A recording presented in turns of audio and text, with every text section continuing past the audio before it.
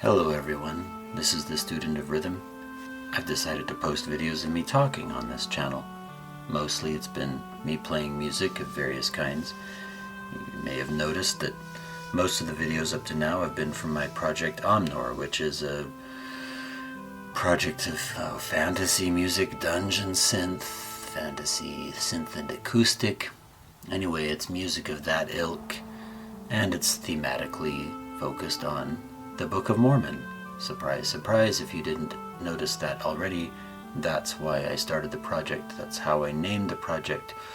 All of the songs have to do with some theme or something about what happens in the book, or something that I imagine would have been going on with the people about whose lives the book eventually refers to. I do this because I love the Book of Mormon. I have been reading it for over 30 years, and it's famously said to be a book that you can have very strong beliefs about without ever having read it, or you could skim your way through it with prejudice and then look for the things that confirm your prejudice and come to the end and dismiss it anyway.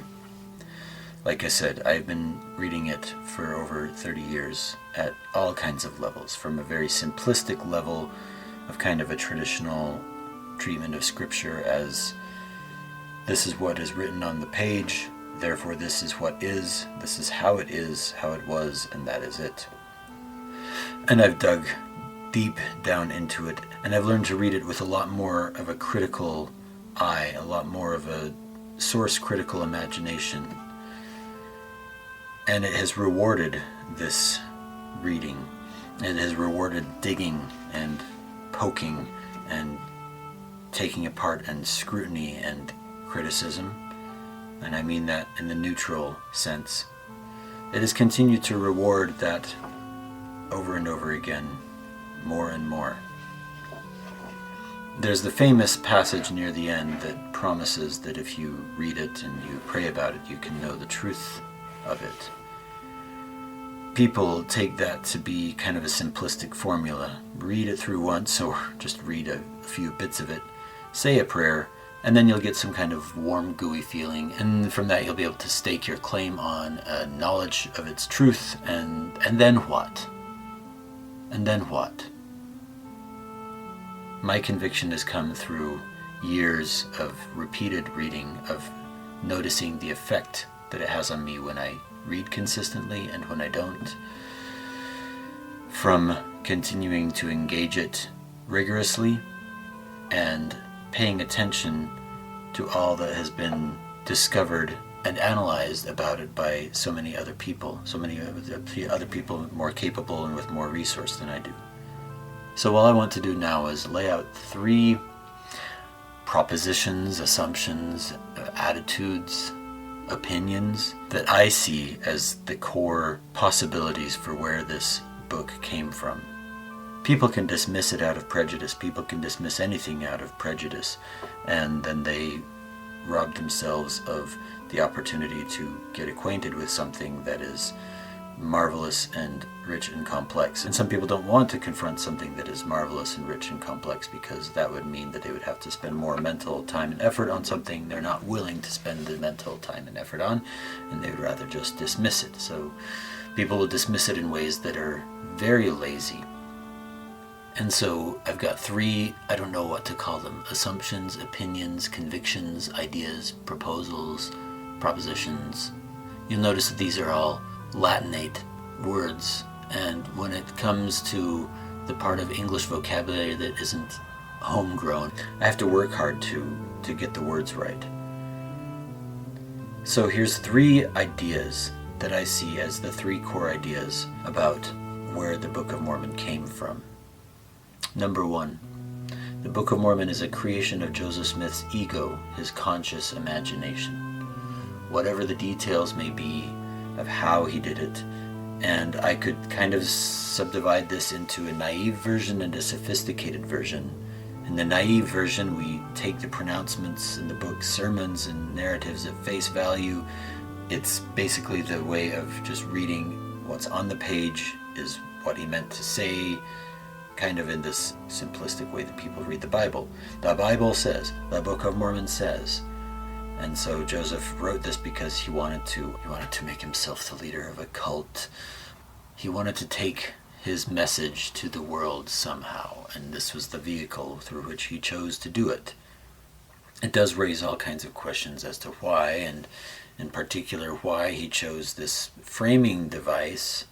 So I don't really want to spend much time on this naive version of this scenario, because I think it's unstable, not very interesting, and it just doesn't satisfy me at all.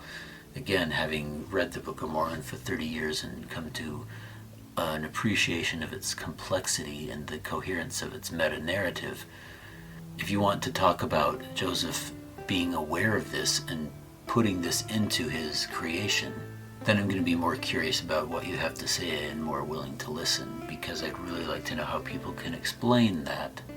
Years ago, I read a story where a character was watching a Shakespeare play and said, "It never happened, yet it is true."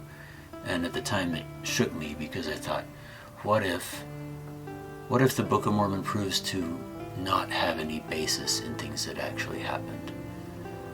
What would I do then? And I thought, I conceived this idea. I could still read it, I could still cherish it, I could still follow it, because maybe it is like inspired fiction, because I have appreciated the merits of inspired fiction. It can rise to the level of myth. And so I got to the point where I thought, even if I should become satisfied that there's no basis in historical fact for the events that find their way into the Book of Mormon narrative, I can still believe in its truth in a mythic sense. But when it comes to something of such deep import, I do believe that people who write down or create or invent such things work from inspiration. I believe there's inspiration at play in most worthwhile creative activity. And that leads to the second idea, or the second proposal, and that is that the Book of Mormon came from somewhere outside of his ego. It was not a creation of Joseph Smith's ego. He didn't invent it. He didn't painstakingly build it up from his imagination. It came to him. Not necessarily from the way he claimed it, not necessarily from the way its authors claim, but the scenario, the whole story and meta-story, and all of the complexity and everything in that body of text was given to him, came to him from what? Who? From somewhere. You might call it, I don't know, the collective unconscious. So in this idea, the Book of Mormon is like a channeled text, like some of the books that have been produced by automatic writing. And how this accounts for the physical presence of the plates and things, I see that as a serious deficiency, but I'll leave that aside for now. So something gave the book to him, whether all the apparatus that he set up was some kind of weird way to try to make it seem like something else was happening. There was a transmission of words in a stream encoding a very complicated, complete text that went into his mind and out his lips and was written in that one draft over 2 months. So the question that I would pose to this idea is, why? What does that mysterious agent or phenomenon want? And that is the question that should be asked of any channeled text. What is the message, and what is the purpose for it? I could think of maybe a Jungian psychologist point of view that remained agnostic about metaphysical claims of the existence of God, but admitted that what we call the collective unconscious can produce something of such complexity and such coherence. I would like to see other examples of this having happened. I could imagine a principled agnostic or atheist psychologist who is nevertheless open-minded saying that every foundational religious experience or text is some kind of emanation from the collective unconscious, which is capable of producing these very vivid visions, complicated books, or whatever. And again, I would ask, why? Is it that life or the universe has a design for how the human race should progress at this time in history, and a pragmatic tactic is to introduce something such as an expertly crafted text like this. Like I said, I was in a position very close to this at one time.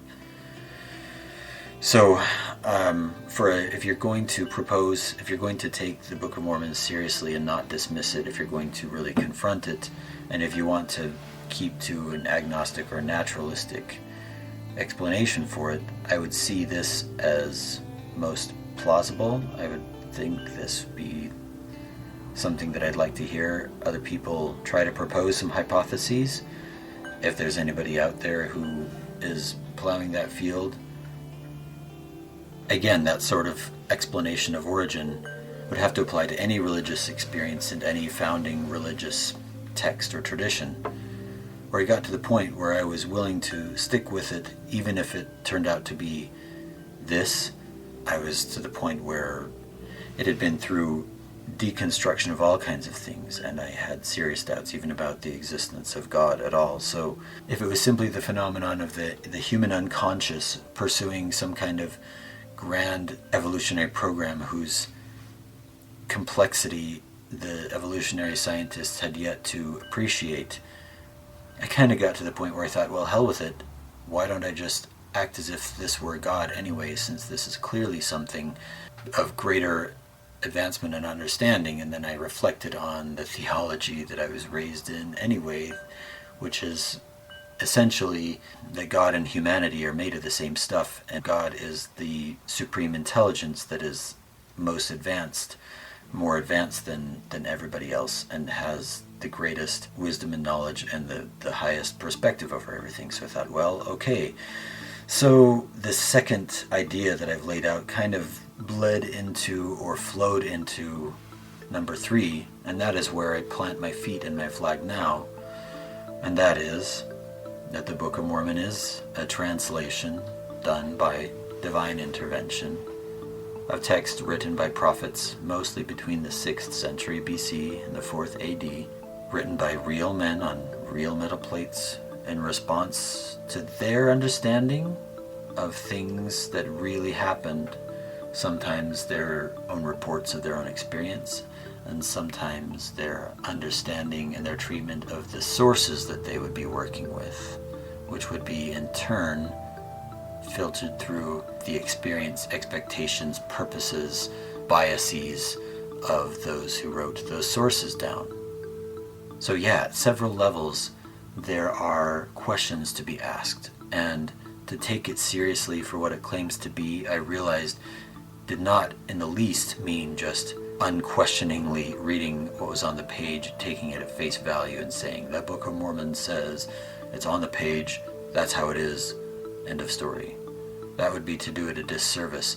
But whatever faults the Book of Mormon has, and its principal authors were forthright about their limitations and the possibility that what they wrote down was flawed, with whatever faults it has, its creation was commanded, encouraged, helped, and finally accepted by God, who preserved it and brought it forth to be useful for teaching, for reproof, for correction, and for training in righteousness.